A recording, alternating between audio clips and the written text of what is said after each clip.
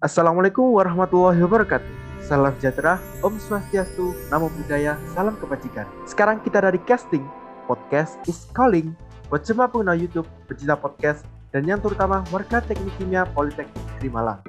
Sebelum itu, kenalin saya. Saya Muhammad Ramansyah dari kelas 1C D3 Teknik Kimia. Nah, di podcast pertama ini, kita akan membahas tentang Himpunan Mahasiswa Teknik Kimia. Kali ini kita kedatangan tamu yang sangat spesial nih, yaitu Ketua Umum Himpunan Mahasiswa Teknik Kimia periode 2021-2022, yaitu Kak Dana Tahtiar Hastiafin Rizaldi. Dari kelas berapa, Kak Dana? Halo semuanya, kenalin namaku Dana Tahtiar Hastiafin Rizaldi dari kelas 2C Program Studi D3 Teknik Kimia, jurusan Teknik Kimia Politeknik Negeri Malang. Pada tahun ini aku diamanahkan sebagai Ketua Umum Himpunan Mahasiswa Teknik Kimia periode 2021-2022. Baik, untuk Kak Dana, bagaimana kabarnya nih? Baik-baik saja? Posisi sekarang di mana, Mas Dana? Ya, alhamdulillah sehat, alhamdulillah baik. Posisi untuk saat ini aku lagi di rumah di Bali. Oh, jauh ya? Jauh dari kampus ya, Mas Dana? Iya, benar sekali. Oke, nah buat teman-teman yang belum tahu, HMTK itu apa sih? Untuk dari Kak Dana sendiri? Iya, jadi HMTK itu salah satu himpunan yang ada jurusan di Politeknik Negeri Malang, di mana HMTK ini berdiri di Politeknik Negeri Malang pada tanggal 25 November 1988. Nah, udah lumayan lama lah ya. Nah, terus awal berdirinya ini itu namanya bukan HMTK, akan tetapi namanya yaitu Himpunan Mahasiswa Kimia. Dari tahun 1988 sampai tahun sekitar 2001. Kemudian berubah nama menjadi HMTK dikarenakan nama Himpunan Mahasiswa Kimia ini lebih mengarah atau menjurus kepada kimia murni atau kimia MIPA. Sedangkan di Politeknik Negeri Malang itu kan kita ada jurusan teknik kimia. Nah, agar lebih relevan berubah nama menjadi Himpunan Mahasiswa Teknik Kimia. Seperti itu. Terus kemudian di HMTK sendiri ini memiliki beberapa landasan. Untuk landasan idenya kita mengikuti Pancasila, kemudian landasan konstitusionalnya itu UUD 1945, kemudian ada landasan operasional yaitu PP nomor 60 tahun 1999, kemudian ada SK Mendikbud, SK Direktur, ADART Oki Polinema, dan di HMTK sendiri itu juga ada DBHO atau garis-garis besar haluan organisasi dan ADART, anggaran dasar anggaran rumah tangga sebagai landasan kita. Kemudian di sini HMTK itu ada untuk mahasiswa teknik kimia, di mana sesuai dengan visi HMTK yang ada di GBHO, yaitu dari, oleh, dan untuk mahasiswa teknik kimia. Sehingga kita di sini sesuai namanya yaitu himpunan mahasiswa. Kita sebagai penghimpun mahasiswa, kemudian kita sebagai penjembatan atau fasilitator mahasiswa teknik kimia untuk menyampaikan aspirasinya, menyalurkan minat dan bakatnya dan yang lainnya kepada jurusan. Seperti itu. Kemudian di sini kita sebagai penghimpun itu juga mendengarkan aspirasi-aspirasi dari mahasiswa. Dan di sini HMTK sendiri untuk pengurus HMTK itu namanya adalah fungsionaris, di mana fungsionaris ini memiliki dua tingkatan, yaitu ada steering committee dan juga organizing committee. Nah, steering committee ini yaitu sebagai penyusun program kerja dan kegiatan dalam satu periode ke depan. Kemudian sebagai pengarah, mengarahkan organizing committee, kemudian sebagai pelaksana program kerja dan kegiatan yang ada di HMTK, dan juga sebagai pengawas, yaitu mengawasi organizing committee. Sedangkan organizing committee ini sebagai pelaksana program kerja dari HMTK dan kegiatan yang ada di HMTK. Kemudian untuk steering committee ini yaitu yang berada di semester 3 dan 4. Kemudian untuk yang di organizing committee itu yang semester 1 dan 2, seperti itu. Terus kemudian kita juga ada namanya demisioner. Nah, demisioner ini adalah orang yang telah menyelesaikan masa jabatannya yang ada di HMTK, tapi masih duduk di bangku perkuliahan atau masih aktif di dunia kampus, seperti itu. Nah, sedangkan ada juga namanya yaitu purna tugas. Nah, di mana purna tugas ini merupakan orang yang telah menyelesaikan masa jabatannya dan telah lulus dari Politeknik Negeri Malang. Nah, semisal nih Demis udah lulus dari Polinema, nah itu bisa dikatakan sebagai purna tugas seperti itu. Nah, sedangkan di sini juga ada sebutan untuk mahasiswa teknik kimia, yaitu untuk mahasiswa teknik kimia aktif di Politeknik Negeri Malang itu biasa kita menyebutnya sebagai anggota. Kurang lebih seperti itu. Nah, itu teman-teman penjelasan dari Kak Dana mengenai HMTK itu apa. Oh iya, Kak Dana, saya mau tanya. Ini kan Kak Dana tidak sendiri, ada banyak anggota. Kalau di sebuah organisasi seperti himpunan ini pastinya ada departemen atau divisi dong. Kira-kira apa saja departemen yang ada di HMTK ini? Oh iya, untuk departemen sendiri yang ada di Himpunan Mahasiswa Teknik Kimia ini ada 5 departemen. Nah, kita selain ada 5 departemen juga ada BPH atau Badan Pengurus Harian, di mana BPH ini membawahi 5 departemen. Dan di BPH itu terdiri dari Ketua Umum, Sekretaris Umum, Bendahara Umum, Sekretaris 1 dan juga Bendahara 1. Di mana di sini nanti BPH membawahi 5 departemen, yaitu yang pertama ada Departemen Sosial Internal, di mana memiliki fungsi menjembatani HMTK dengan jurusan, fungsionaris dengan anggota, fungsionaris dengan fungsionaris. Salah satu program kerja dan kegiatannya yaitu contohnya kayak dialog dosen mahasiswa, kemudian ada sharing angkatan, kemudian ada kuliah tamu dan lain sebagainya. Kemudian selanjutnya yaitu ada Departemen Urusan Rumah Tangga, di mana memiliki fungsi yaitu sebagai kebanggaan HMTK dan juga mensejahterakan anggota, di mana salah satu program kerja dan kegiatannya contohnya yaitu ada Dies Natalis HMTK, kemudian ada Expo Kelembagaan, ada SKKM, ada Yasinan dan yang lain sebagainya. Kemudian yang ketiga itu ada Departemen Organisasi dan Kaderisasi, di mana Departemen Organisasi ini memiliki fungsi yaitu sebagai roda penggerak, sebagai problem solver dan juga mengurusi organisasi dan kaderisasi yang ada di HMTK. Nah, Departemen Orkat ini bisa dikatakan sebagai jantungnya HMTK karena Departemen Orkat inilah yang bertanggung jawab tentang peningkatan SDM untuk pengkaderan dari fungsionaris HMTK itu sendiri, sehingga sesuai dengan fungsinya tadi, yaitu Orkat memiliki beberapa program kerja dan kegiatan, contohnya yaitu ada prastudi dan kegiatan pasca prastudi atau bisa dikatakan kayak PKKMB kayak gitu. Terus ada open recruitment HMTK, terus ada malam keakraban dan juga ada yang lainnya lagi. Terus kemudian selanjutnya yaitu ada Departemen Minat dan Bakat. Nah, Departemen Minat dan Bakat ini memiliki fungsi yaitu menyalurkan minat dan bakat mahasiswa teknik kimia. Nah, di sini di Departemen Mikat kita memfasilitasi yaitu dan menyalurkan minat dan bakat mahasiswa di bidang akademik maupun non-akademik. Nah, sesuai dengan fungsinya di Departemen Mikat ini ada beberapa program kerja dan kegiatan.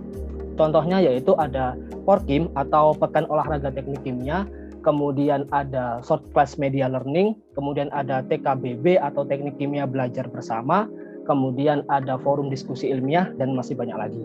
Kemudian selanjutnya yaitu ada Departemen Sosial Eksternal. Nah, Departemen Sosial Eksternal ini memiliki fungsi yaitu menjembatani HMTK dengan dunia luar, yaitu meliputi alumni, universitas, dan juga industri, di mana sesuai dengan fungsinya memiliki Departemen Sosek ini memiliki program kerja dan kegiatan, contohnya yaitu seperti seminar nasional, kemudian ada studi ekskursi, kemudian ada program kerja baru juga di periode ini yaitu lomba karya tulis ilmiah dan juga ada kegiatan kuliah fungsionaris seperti itu. Wah, banyak sekali ya departemennya di HMTK ini. By the way, seperti yang kita semua ketahui, virus COVID-19 ini melanda seluruh dunia, tak terkecuali di Indonesia, dan pastinya berpengaruh ke aktivitas organisasi juga dong. Nah, untuk Kak Dana sendiri, bagaimana sistem koordinasi HMTK selama masa pandemi, dan apa saja kesulitan yang dihadapi untuk Kak Dana sendiri selama pandemi? Oh ya, untuk sistem koordinasi, karena kan kita pandemi seperti ini ya, terus juga kita masih belum bisa bertatap muka, kemudian kita belum bisa bertemu langsung dengan teman-teman. Nah, untuk sistem koordinasi yang kita laksanakan di HMTK sendiri itu kita pastinya masih menggunakan sistem digital, itu seperti WhatsApp, kemudian ada Zoom dan juga Google Meet. Nah, di mana kayak misalkan kita mengadakan sharing, kita mengadakan rapat, nah itu kita biasanya menggunakan aplikasi-aplikasi seperti itu. Nah, jadi meskipun di kondisi seperti ini, itu tidak menjadikan kita sebagai kendala yang berarti. Bagaimana caranya kita tetap produktif dan juga menciptakan inovasi-inovasi secara teknis, yaitu kita melaksanakannya sistem koordinasinya melalui online atau digital seperti itu. Nah, tapi tidak menutup kemungkinan kita juga pernah melaksanakan koordinasi sama teman-teman nih. Kalau misalkan ada yang di Malang, misalkan ada rapat, ada sharing, nah kita kumpul, kita ketemu bareng, bisa dikatakan seperti semi offline. Jadi ada teman-teman yang datang ketika kumpul seperti itu, juga ada teman-teman yang online. Jadi bisa dikatakan koordinasinya juga lebih mudah. Jadi tidak hanya pure online semua, tapi kalau misalkan memungkinkan untuk teman-teman yang ada di Malang kemudian hadir untuk kumpul, ya kita laksanakan seperti itu buat sistem koordinasinya. Nah, terus untuk kendalanya sendiri yang sudah saya katakan tadi, bahwa mungkin koordinasi kita sistem koordinasi kita hanya melalui online, terus juga jarang juga kita bertemu. Nah, itu juga menurutku bisa dikatakan kendala sih, karena kita jarang ketemu. Nah, pernah sesekali itu kita juga miskomunikasi kan pasti. Nah, bagaimana caranya kita meminimalisir miskomunikasi tersebut. Kemudian kendala selanjutnya di era seperti ini atau di kondisi seperti ini itu peningkatan SDM kita, karena kita jarang ketemu sama teman-teman, kita jarang ketemu sama adik-adik kita. Nah, kita di sini sedikit terkendala untuk masalah bagaimana meningkatkan SDM yang ada di fungsionaris ini. Nah, karena kita juga belum tahu sifat dan karakter mereka itu seperti apa. Nah, ada materi-materi yang seharusnya kita berikan ketika bertatap muka atau ketemu langsung dengan adik-adik kita, dengan teman-teman kita. Sedangkan di kondisi seperti ini kita masih belum bisa melaksanakan hal tersebut, sehingga itu menjadi PR buat kita juga di periode ini. Bagaimana caranya untuk tetap meningkatkan SDM yang ada di fungsionaris kita dengan kondisi yang seperti ini. Jadi itu bisa dikatakan menurut kita itu adalah salah satu kendala yang agak signifikan juga, karena itu juga nanti bergantung bagaimana sistem yang ada di HMTK dan kinerja kedepannya di HMTK, apakah lebih baik atau lebih buruk, seperti itu.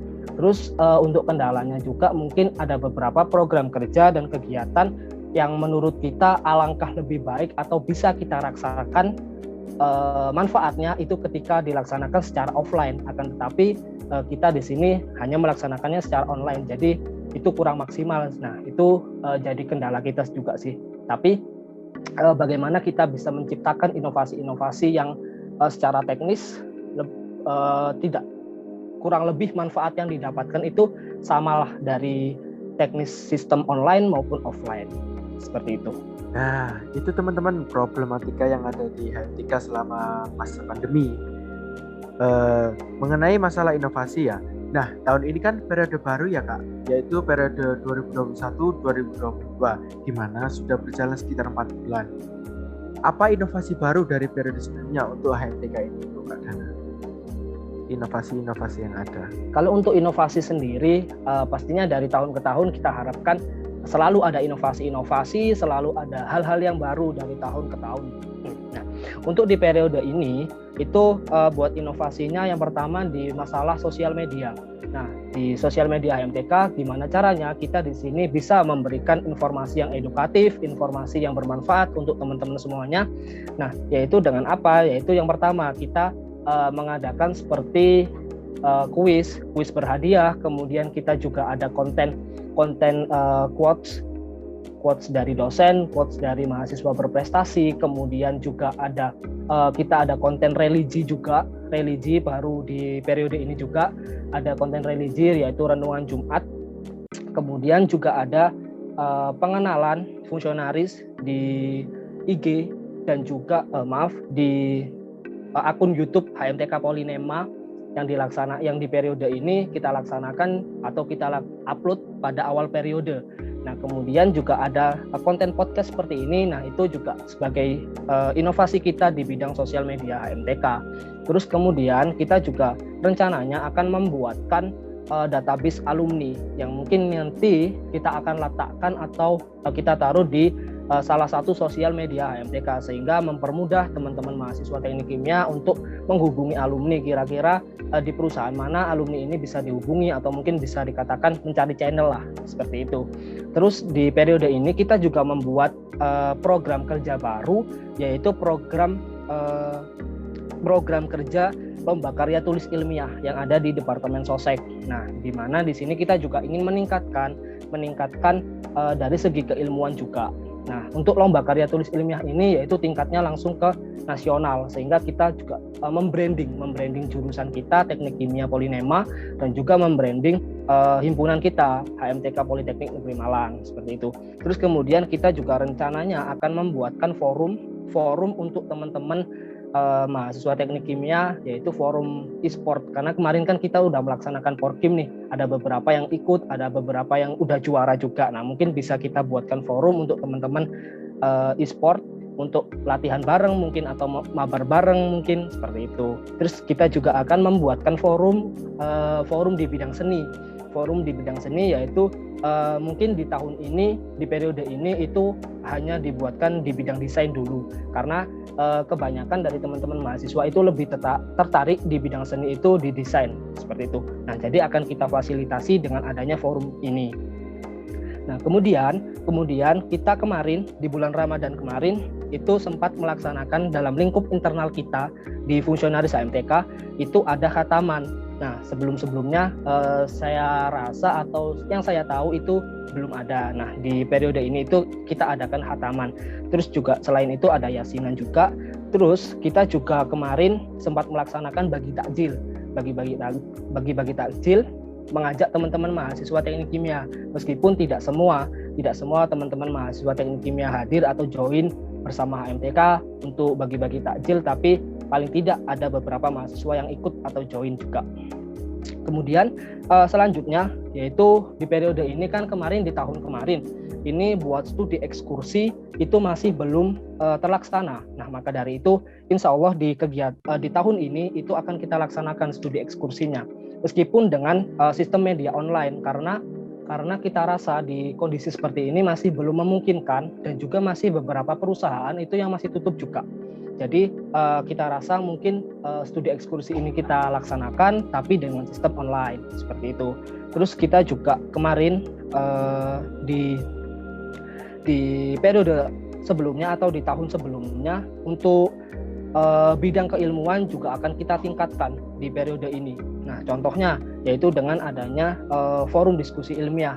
Kita akan menggencarkan tentang program kreativitas mahasiswa atau PKM, seperti itu. Nah, kita di sini akan berkolaborasi dengan jurusan, di mana nanti kita juga akan mengadakan sosialisasi, kita juga akan mengadakan seminar tentang PKM, seperti itu, dengan berkolaborasi dengan jurusan, sehingga tingkat bidang keilmuan di jurusan kita ini agar lebih meningkat lagi dan lebih semangat lagi, seperti itu. Terus selain itu kita juga akan mengaktifkan kembali, yaitu karena di tahun kemarin atau di periode kemarin itu untuk teknik kimia belajar bersamanya masih belum berjalan. Nah, jadi di tahun ini, di periode ini akan kita laksanakan lagi, yaitu teknik kimia belajar bersama, seperti itu, untuk meningkatkan di bidang keilmuan. Untuk inovasi-inovasi yang lain mungkin lebih ke teknis sih, kayak program kerja A mau dikasih inovasi apa, program kerja B mau dikasih inovasi apa, seperti itu. Jadi lebih ke teknis aja buat inovasi yang lainnya. Oke, baik. Ternyata banyak sekali ya inovasi-inovasi dari periode sebelumnya untuk HMTK untuk sekarang ini ya. By the way, selanjutnya katanya semester depan kan sudah kuliah offline atau masih semi offline deh. Pastinya aktivitas himpunan juga beralih nih dari online ke offline. Apa saja yang disiapkan HMTK untuk peralihan dari online ke offline untuk Kak Dana? Oh ya, untuk persiapan sendiri ya semoga saja bisa terlaksana ya. Semoga di tahun depan atau mungkin di semester depan bisa, mudah-mudahan bisa offline. Nah, untuk persiapan sendiri yang akan kita laksanakan pasti yang pertama dari segi internal kita terlebih dahulu. Nah, di segi internal kita, di SDM kita, bagaimana caranya nanti menyiapkan teman-teman fungsionaris HMTK ini agar lebih siap ketika nanti dilaksanakan transisi dari online ke offline. Kemudian bagaimana tentang program kerja dan kegiatan secara offline ini, kemudian bagaimana tentang rapat-rapat secara offline dan lain sebagainya, teknis-teknis secara offline itu seperti apa. Nah, dari situ kita akan siapkan fungsionaris kita, internal kita, SDM kita, sehingga nantinya siap untuk transisi dari online ke offline. Selain itu, yang kita siapkan juga pastinya plan-plan tentang program kerja dan kegiatan apa saja yang akan kita laksanakan semisal nanti transisi dari online ke offline. Nah, jadi kita juga sudah punya beberapa plan dan punya beberapa list ketika nanti ketika kita nanti transisi dari online ke offline, itu kita sudah tahu program kerja dan kegiatan ini yang mau akan kita laksanakan secara offline. Jadi kita punya plan-plan seperti itu. Jadi kurang lebih ke internal terlebih dahulu, ke SDM kita, kemudian baru ke program kerja dan kegiatan yang akan kita laksanakan untuk persiapannya. Nah, ini yang terakhir ini untuk Kak Dana. Apa saja harapan untuk HMTK dan fungsionaris untuk kedepannya dari Kak Dana sendiri? Oh iya, untuk harapan saya kedepannya untuk HMTK dan juga fungsionaris kedepannya, semoga HMTK ini bisa lebih baik lagi, bisa lebih berinovatif lagi, bisa sebagai media untuk menyalurkan aspirasi, menyalurkan minat dan bakat mahasiswa teknik kimia, di mana HMTK ini ada untuk mahasiswa teknik kimia kan. Jadi sebisa mungkin berikan kebermanfaatan untuk mahasiswa teknik kimia dan juga berikan apa yang bisa kita lakukan sebagai fungsionaris HMTK, sebagai HMTK kepada mahasiswa teknik kimia. Jadi semoga lebih baik lagi, semoga lebih bisa memberikan kebermanfaatan untuk teman-teman mahasiswa teknik kimia. Nah, terus untuk fungsionaris sendiri, saya berharap ke depannya tetap jaga semangatnya, jaga kesehatannya juga, jaga rasa profesionalitasnya, jaga rasa loyalitasnya, karena kita kan di sini statusnya sebagai mahasiswa. Selain itu kita juga harus sebagai seorang organisator. Nah, jadi tenaga, pikiran akan kita lebih terkuras. Jadi saya berharap tetap semangat buat teman-teman fungsionaris ke depannya. Semoga apa yang kita berikan, semoga apa yang kita jalani selama ini, selama menjadi fungsionaris, bisa bermanfaat buat teman-teman semuanya, buat diri sendiri, buat orang lain juga. Karena sebaik-baik orang adalah orang yang bisa memberikan kebermanfaatan buat orang lain. Seperti itu. Jadi saya harapkan buat fungsionaris ke depannya bisa lebih aktif, bisa lebih inovatif lagi, dan juga bisa memberikan yang terbaik untuk HMTK dan mahasiswa teknik kimia. Kurang lebih seperti itu. Nah, untuk teman-teman, kita sudah ada di penghujung acara ya teman-teman. Sebelumnya terima kasih Kak Dana sudah hadir dalam podcast kali ini dan juga jadi narasumber untuk podcast kali ini. Terima kasih untuk Kak Dana. Iya, sama-sama. Iya, boleh menyampaikan sedikit pesan Kak nih buat teman-teman. Iya, boleh. Silakan untuk Kak Dana. Oh ya, mungkin pesan aja buat teman-teman yang semua yang mendengarkan atau mungkin yang menonton video ini. Semoga ini bisa sedikit memberikan gambaran buat teman-teman semuanya tentang apa itu HMTK, apa itu tentang jurusan teknik kimia yang mungkin nanti next kita adakan lagi mungkin ya. Terus pesan buat semuanya, tetap jaga kesehatannya, tetap jaga semangatnya, semangat kuliahnya, semangat organisasinya, kemudian tetap patuhi protokol kesehatan yang ada, dan semoga kita pandemi ini segera berakhir dan juga kita bisa beraktivitas secara normal. Saya ucapkan terima kasih banyak sudah diundang di sini dan bisa memberikan sedikit informasi tentang HMTK. Ya, itu dari pesan dari Kak Dana ya teman-teman. Ya, sekian dari kita. Di sini saya Wahyu mewakili tim podcast kali ini. Izin pamit undur diri. Buat para pendengar, jangan lupa ya, nantikan podcast-podcast kita selanjutnya ya. Stay tuned on Casting Podcast It's Calling, and see you next time. Jangan lupa like, comment, and subscribe. Dadah.